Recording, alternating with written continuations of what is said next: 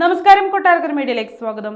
അമ്മ മരിച്ച ആശുപത്രിയിൽ ജോലി ചെയ്യാൻ ബുദ്ധിമുട്ടുണ്ടെന്ന് കോട്ടയം മെഡിക്കൽ കോളേജിൽ കെട്ടിടം തകർന്നു വീണ് മരിച്ച ബിന്ദുവിന്റെ മകൻ നവനീത് ഇക്കാര്യം അറിയിച്ചുവെന്ന് CPM നേതാവ് വൈക്കം വിശ്വനാണ് വ്യക്തമാക്കിയത്.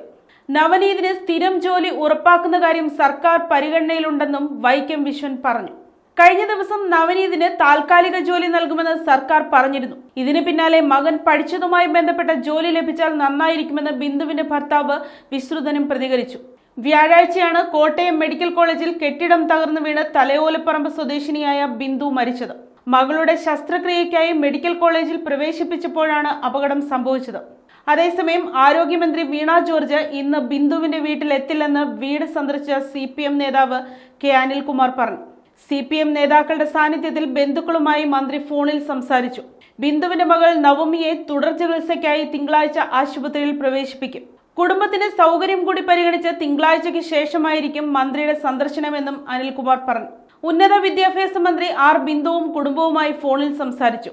ബിന്ദുവിന്റെ വീട് നവീകരണം നാഷണൽ സർവീസ് സ്കീം വഴി നടത്താനും തീരുമാനിച്ചിട്ടുണ്ട്.